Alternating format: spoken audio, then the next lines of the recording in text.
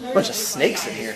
Hey, it's Friday the 13th. Not that you'd ever be able to tell by the people around here. They're completely normal. So now, let's see what we have up there for you guys wearing red or blue. I am not, because I've learned in the past, if I wear red or blue, if I wear red, the blue kids yell at me. If I wear blue, the red kids yell at me. If I wear black, which is the death of both sides, then we're going to have the homeworky thing due, which we'll talk about in a moment. Oh, desk drawing, because that came up as an issue. I still have no problem with it. It was because I had a few kids who abused it, so I just figured I'd point that out. And the abuse became I had some kids who just took a pencil and just took their entire desk and went shh and just turned the entire thing gray. That's not doodling, that's being a pain in the butt. So when you do that, I'm going to end up taking it either away from you, from an entire class, or from everybody. Or I had a few handful of kids who chose to write inappropriate things on there. So once again, I will give the one-time warning, and then again, I will take it either away from that particular desk, class, or people in general. So just give me the heads up. Till then, I don't care. As you can see your desks now, it took us all of 4 minutes to clean all the desks. I just spray a sock with water, then walk by and going, wink, wink, wink, wink, wink, wink, wink. It's all done, so it's not a big issue. So just from there, just don't cover your desk in gray. It's annoying. And then don't do things that are going to get me in trouble. It's annoying. Beyond that, it's fine. I don't care. So those were the issues. Just thought we'd cover them. And quiz coming up on Monday. We're going to talk about that in a moment so I can show you guys what the quiz is going to be about to help you out. This was the homework I just went through and did. So if you are dead and gone, when you come back, I'm going to check it for you. Make sure you've done all the different parts. Biggest issues is down here where people are not doing why this is important. So make sure you've covered that. Make sure you tell me the characters. Make sure you explain your themes. Those are the biggest issues people had. Oh yeah, before I forget, this is regular class, not advanced. Because my advanced has a different video. So if you're an advanced kid watching this, stop! And then go to the one that says advanced, because this will not make any sense to you, because you did not read the story yesterday. Alright. Then bell work. Make sure you've done this. It's up there again for those of you who missed the bell work yesterday, because I had some kids who were confused. I'm trying to help you out. The homework. So to help you out with this, this connects to Monday's quiz. When you show up on Monday, we're going straight into a quiz. If you have your iPad open in front of you now, and you are looking at the homework, put finger on homework, literally, and then slide it upwards. And then slide it upwards again. You're sliding down. Up. It's like down, but the other direction. There you go. So you're going to slide it upwards, and you should see a story appear called The Fun They Had. This is the story that the whole quiz is about next week. You have to read the story on your own. If you show up on Monday and have not read this story, you will not even come close to passing the quiz, because this is what the quiz is about. I will send out an email this weekend. I will send out reminds this weekend. I'm giving you 2 days off to help you. If you want to do well on the quiz, 6 of your questions come from option 1. If you do the homework ahead of time, if you do option 1 before the quiz, I will even let you use your homework on the quiz. So you can open up your notebook, pull out the homework, and you're going to have half the questions right there in front of you that hopefully you've already answered. If you don't do it, then that's on you. Your quiz is going to cover 4 things. There's going to be questions about the fun they had, the story that's on there. There's going to be questions about the voices, the one we're finishing today. Questions about the nonfiction article about robot teachers. And then you're going to have 2 questions that are going to be about grammar and magic limbs. So I'm going to tell you that now. That's where your 4 areas are. It's going to be 12 questions. It's going to be on a piece of paper. It's going to be half multiple choice, half fill in the blank. It's going to cover those 4 things. That's what the whole quiz is. I'm trying to tell you now, so when we show up on Monday, you don't freak out and go, I had no idea. My 7th grade voice is back. My voice is getting better. I had no idea that's what it's supposed to be about. So now I'm telling you, that's what your quiz is about. I'm trying to help you. Questions. Aside from Mr. Broviak, I'm going to ignore you. You can't control me. Yay. Then you can put the iPad away. Yoinky. We're done with that. Hopefully by Monday, you read that page-long story. It's actually a not awful story. Anytime I make you read a story on your own, I try to pick one that's not awful. I'm not going to make you read a boring one about like a boy that looks at trees for 4 pages. It's going to be a thing that's going to be at least somewhat entertaining, because it's not what I'm doing with you. So I try to help you out as best I can.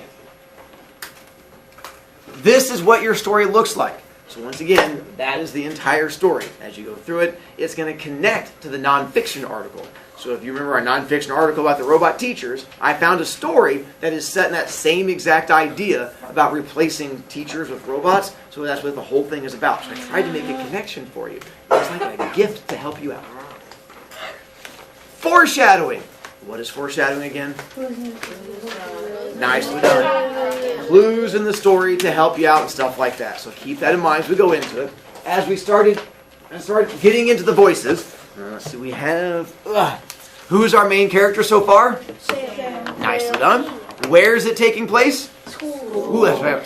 Where does it start off taking place? His house. Nicely done. Let's go with from there. So that one. I forgot. I should randomly pick on people. Let's see what's deep inside your hearts. We're going to find out what's in there if we can help you out. So we have Sam, and then we have to there. Cozy! Let's go with, he's at home, and what time of day does our story begin, Cozy? Nicely done. Tarzan, because that's when he wakes up. It's early in the morning. And then from there we have Gavin. Then after, he wakes up from a bad dream, Gavin. What is his bad dream about that wakes him up? His parents dying in a car crash fire. Works for me. Parents dying in the car crash fire. And then from there, Juggles. We'll go with, then before he falls back asleep, something kind of creepy happens to him. And what kind of creepy thing happens to him before he falls back asleep? The voice. And what does the voice say to him? Dead. Nice one. The voice comes to him and says something about being dead. London! And then we jump to a new scene. And in the new scene, he's no longer at home. He's at an even scarier place. And where's the new scarier place he is? Louder with your heart, London. You're not London. Don't steal her answer. London again? Nice one. But we're not done yet, London. Which class? Because it's one of the scary classes. Yes. You can use the paper. Nicely done. Way to use the paper in front of you. And so he's in science with Mrs. Larks. And then when he's in that one, Jada. And then we have the issue while he's in Mrs. Larks' class. And we're having issues from there. Not voices, but a new scary thing starts happening to him. And what's the new scary thing? His eyes completely, one eye's completely white, and then the other one's regular, and then the one that isn't white turns white, and the one that was white turns. Nicely done. And there's one other thing that happened to his eyes besides just the whiteness. Addie. His eyes start to burn. Nicely done. So he has the burning that happens along with it, which feels weird. Jada. And like the pressure. And he feels a weird pressure on top of it. So he has like a pushing on it and the burning and the whiteness. And then he feels as all he gets freaked out. Then he goes to the nurse. And then AJ! He then wants to go to the nurse because, the eyeball and the freaky pressure thing and stuff like that. But before he gets to the nurse, something new happens. And what's the new thing that happens before he gets to the nurse? He's hearing voices. He hears voices again. And Sam, what is it our voices say again this time? They're all dead. Nicely done. Once again, they talk about all being dead, and they say one more creepy thing aside from just being all dead. Juggles? Over there. Yes, one more thing is like over there, and then Cozy. And then we're almost there. Wherever there is, we don't know yet. And that's where we had got to. On that front page, those of you playing the home version, we got through, and now we're all the way to on that side over there. But before we get to there, my question to you is, guesses as to what is going on with poor Sam in the story. Burnworth? I'm thinking that maybe the voices are warning him. Ooh. Like they're warning him that something like somebody may die or somebody's dead or something. Not bad. I can see a warning coming. Anjo? Premonitions, like in terms of future. So he's seeing something that's going to happen. So like the warnings, the premonitions. I can definitely think that. AJ? So can you talk to the author and ask him what on this? I could. I know the guy. He's kind of crazy. Samuel? Could we? I mean, not that. It might be like his parents, because my foreshadow is that like his parents are going to get in a car crash. So I think they're from their ghost is going back to tell them so that they won't die. So they're like time travel ghosts. Yeah. Oh, you guys are going a lot of the premonitions and time travel friendly ghosts. I like the friendly ghost part, not scary ghost. Jada? Can you ask her the author? Yeah. Oh, tell him I said hi. Okay, done. All right. Then again, if you are wanting to read, you're more than welcome to put fist on top of head. The only thing will be, you have to be loud. Because, I mean, don't like scream at me. But because we're recording, and it's not just my voice, so you have to make sure that you're going to be loud enough for me to be picked up for people hearing you at home. Once again, in our story, before we pick up, little dots. What do little dots mean? Transition. Jumping to a new scene. So things are now going to change from there. So pick up new... Oh! And we introduced a new character. I forgot. Who is our new character we introduced? Trevor, his friend, because he does talk to him, right? Yeah, he says. He does. You good man? Yeah, he does talk to Trevor. And then we did introduce one other character then. Nice. So we introduced Mrs. Larks from there. Alright, so Addie, where it says man. Man, Trevor said at lunch you really had us freaked out today in our class. I thought you were going to go all psycho on us or something. Your eyes were all flipped out, and the way you kept talking about dead people and stuff, that was spooky. You sure you okay? Sam looked up from his sloppy Joe, gave his friend a smile. I don't know if you would say I'm okay, but I'm feeling better at least. This morning has really sucked, Trev. I don't even think I could put into words how messed up this has been. He took another bite of his sandwich and chewed slowly, looking at his plate. Are you going to try? The question coming from his friend, try what? Sam asked. Sheesh, to explain it to me. Trevor said it in an Exasperated. Like worn out. Ugh. That tone. I can say it. In an exasperated tone. Nailed it. I haven't spoken with you since Miss Larks took you to the nurse. You said all weird stuff has been happening. Well, what kind of weird stuff? Pause, Sam. So now we jump to a new scene, no longer taking place in science. Where's our new location? In cafeteria. So what time of day is it? Nicely done. And now we officially have a character. And who's our new character now?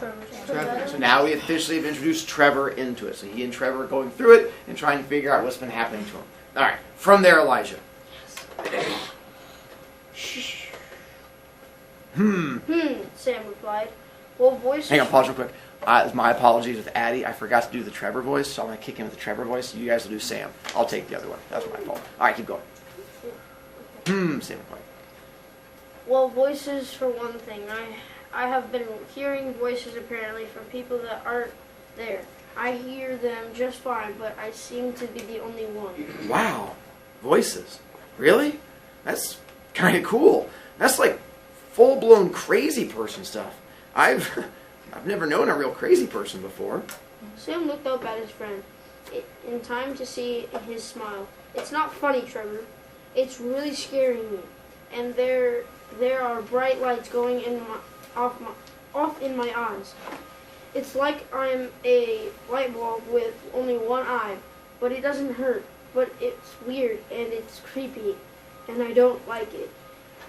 I want to stop. And you're bleeding. Trevor said. No, Trev.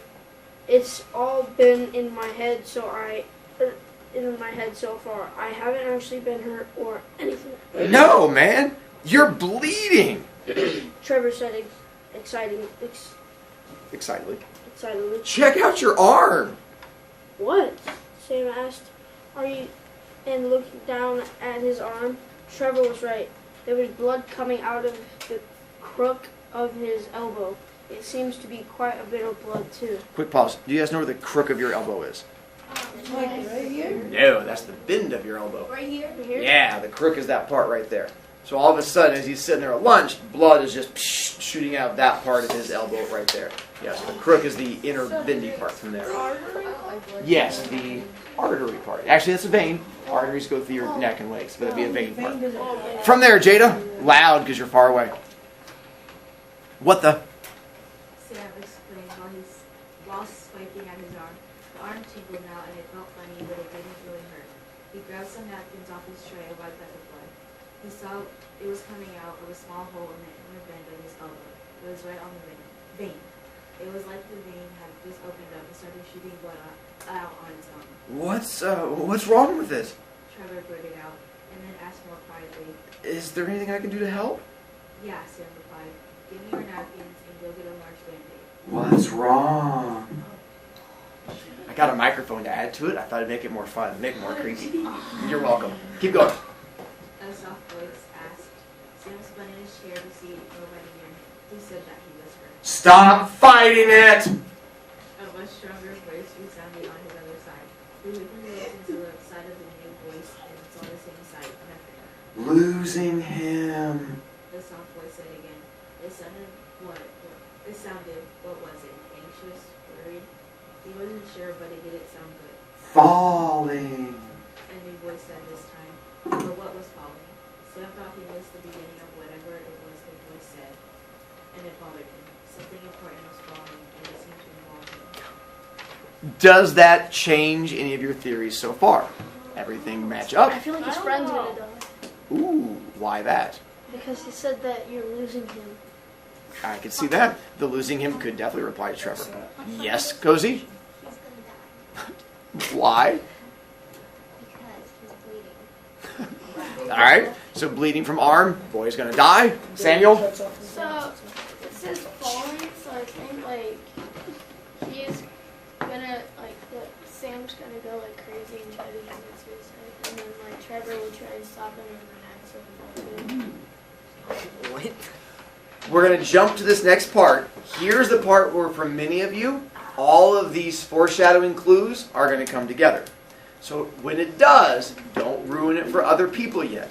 But many of you are going to have an aha moment where all of a sudden, all of those voices and clues are going to come together. If not, that's fine. We're going to get you there. Just don't ruin it for others when you have your aha moment. All right, AJ. New scene, little dots means we're jumping to new thing. You didn't know any of this. Sam looked at the math test again and sighed. All of that studying he had done, and it was no help. None of these questions made any sense to him, almost like it was written in a language he couldn't understand. He looked at the first question and rubbed at the bandage on his arm. Stupid thing still hurt and won't stop bleeding. It had been bleeding for almost 2 hours now, a stupid, slow trickle that didn't seem to stop. Sam snuck a quick peek around the room to see if anyone else was having trouble with the test. No one else was looking up. They all seemed to be writing furiously. All right then, Sam said quietly to himself. I studied. This should be easy. Let's try the first problem again and see how to get the square root. Not gonna make it! Said a loud voice just above his left ear. Not again, Sam moaned out loud. Make the voice stop. Tell me who you're talking about. You're driving me crazy. Sam finished his rant in a voice loud enough to nearly qualify as a shout. Well, Mr. Tynes, talking during a test will drive me crazy. His algebra teacher, Mr. Fines, told him. I've heard you've had a rough day, Samuel, but please keep quiet during the test. Shock him! The voice was louder now and almost seemed angry. I'm shocked, Sam shouted back at the voice. This whole freaking day has been shocking. I don't want any more surprises. If you want to really shock me, then try leaving me alone. Yeah, that would shock me. Pause. New location, no longer at lunch. Now where are we? Now we're in the math location, and voices are back. So some of you guys are going to start figuring it out as we get into it from here. We're going to keep pushing. I want to make sure we get to the end part to figure out what's happening at that point. Question? Maybe? Yes. So from there, Burnworth. Hang on, let's see. Mr. Tynes, I am shocked also. I am shocked a good student such as yourself would behave like this. That is quite enough. I will not have an outburst like that in class, especially during clear. The voice drowned out Mr. Finn's last few words. The voice was Insistent. Insistent this time. Almost yelling, but not sounding like it was directed at him. Sam stood and looked around the room. Is what clear? Nothing is clear. I don't understand any of this. The pain that suddenly shot through his chest knocked him off of his feet and dropped him onto his butt. He hurt. His heart and lungs and chest had just simply exploded. His eyes swam with the pain. His buzzing fingertips reminded him of the time he electrocuted himself screwing in the light bulb up in his attic. He slowly looked down at his chest to see how big the gunshot wound was. It had to have been a bullet. Nothing else could hurt this much. Nothing. No blood. No hole. No bullet. Just intense pain. It hurt so much that he could do little more than just sit there with his mouth open and gawk at his own uninjured chest. No response. The voice yelled at him. Pause there. Jada, pick up. What the bejesus? Sam thought, what do you mean no response? What kind of response did you want? It had knocked him off his feet. It made his chest explode. He felt like he was dying. Clear. The voice bellowed at him. Oh, it's not, squeaked Sam in a whisper.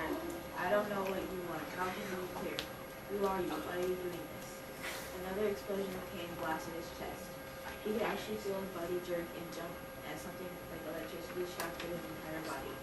His vision blurred and he could see the classroom and the stunned expressions of his classmate and teacher as they melted into the witness that was surrounding his vision.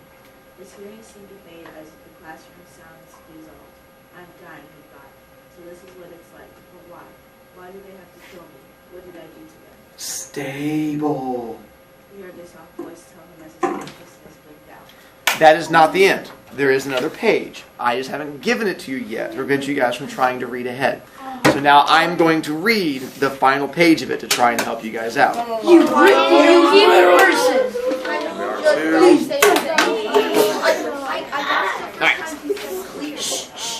Sam awoke and saw a white room he didn't recognize. He could smell disinfectant. He heard the voices of people far away, maybe in a hallway. He tried to sit up, but was stopped by the pain that shot through his body. Oh, man, he hurt. That last shock hadn't killed him, but his body sure acted like it had tried. Thought we lost you, a voice said from off to his left. The soft voice he'd heard before. So the voices weren't done with him yet. Not again, Sam told the voice. Why can't you all just leave me alone? Because you probably would have died if we'd done that, the voice replied. The voice had just answered him. The voices never answered. They just spoke. He slowly turned his head to that side. So, how are you feeling, kiddo? The nurse standing next to his bed asked, using the voice he'd come to recognize and dread. Who are you? Where am I? What's going on? How did you manage to... He trailed off, looking at this lady who was staring at him and adjusting a clear plastic bag hanging on a pole next to his bed.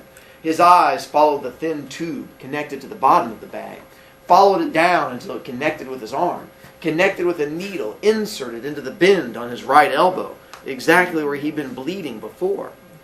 You were incredibly lucky to survive that car wreck. If you hadn't been wearing your seatbelt, you'd have been thrown through that windshield like you... She stopped short, looked at him again. It was a concerned, motherly look. Well, you're lucky to be alive, anyway. Car wreck? Sam asked her. What car wreck? You mean the one in my dream? The nurse wrinkled her nose, gave him an odd look. That was no dream, sweetie. That was more like a nightmare. From what I understand, you almost died last night in the emergency room, too. Your heart just stopped. The doctors had to shock you to get your heart started. Shock me? Sam asked. An eerie thought was beginning to creep up Sam's spine, nudge its way into his brain. Yes, Sam. They had to use the defibrillators to get your heart beating again. If they hadn't, you'd be dead right now. And that's where the story stops. I know what happened. So he was in a car accident all along. He was unconscious. So our foreshadowing keys, as we get into it, find out that the whole time Sam was not at school. What had happened to Sam? He almost died. He almost died because he was... There you go. So now, all of those clues, when you start looking back at them, start making sense. Now, when Sam was seeing white lights... It was him getting into the emergency room. Close, but not quite. Wait. Where one eye got white, and they felt pressure, then the other eye went white. On Joe? Like, you know how they, like, open your eye and then they get those lights? Oh, and they see yeah. There you go. And this was it went from one eye to the next, and you could feel one eye being open, and that was that weird pressure, and then that all went white. So it was all of a sudden the paramedics checking eyes with a flashlight, the blood on the arm. There you go. It was the IV. And so it was the IV that went into his arm, his chest when it explodes. There you go. I knew when he said clear, it was them I using told you shit. that was the scene that for most kids you start to figure things out.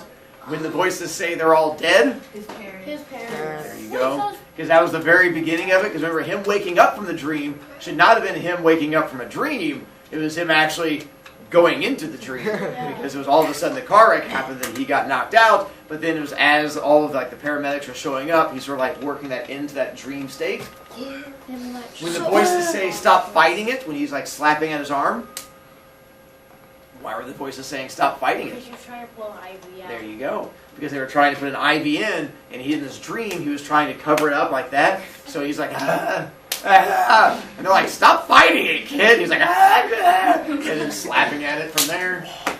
And then he has a dream about his family dying in a car wreck. That's true. There you go. So it went backwards. And so sort of had to look at it from there. And so that was the idea of him being in that dream state throughout the entire thing. So the for author's working trying to into say, it. like, if you, when you're like unconscious or something, when you're dying, you're actually in real life in your own And it's way. sort of like that dream state when you're sort of working things into it. Gavin? Is the author M. Night Shyamalan? No, I wish. It says it right on the thing. I know. For the characters, who are the three characters we had in the story? Trevor, Sam. The main character is? Sam. The second character would be? Trevor. Now here's the tricky one. If I say we only have three characters, who's going to be your third most important character? The doctor. Miss The Nurse. doctors, the voices. Lars. The voices. The algebra The teacher. voices. At the very end of the story. The There nurse. you go. That's what I'm I would say the nurse is your other main character throughout the entire thing. We'll see that part for now. The setting with our wind. When does our story take place? Sam's hospital. There you go. I would say the same thing. Current times, because the kid's in school. During the day, because he's the whole school thing. And you also have nighttime, because he says he wakes up, because the kid mentioned that at the very beginning, with him waking up from that dream and stuff like that. Apparently I messed up with my wares. Those were supposed to just pop up, but there you go. Sam's house, school, hospital. Ooh, internal conflict. Sam! What internal conflict does Sam have to make or decide in our story as we go through it If from the dream there? is real or not. Jada? His voices. Well, how are you supposed to write internal conflict? I can't, yeah. That would work for me. I went for it. I put accept craziness or fight the voices. That could definitely work. How about Trevor? Because he also has to make a decision in there. Hartman? Except he's crazy or he's normal. I could dig that. I went for avoid his crazy friend or try to help him out in some way. And external conflict?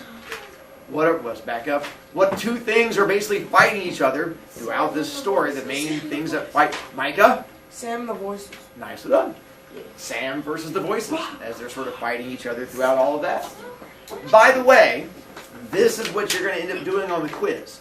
On the story about the fun they had, you're going to be able to figure out on your own what is the setting from clues in there, who are the main characters from things that are going to happen in there, what would be our main external conflict. So that's why we're practicing these now. When it comes time for the quiz, one of your questions will be, the girl in the story, which of these is an internal conflict she has? So I'm trying to help train you when we get there.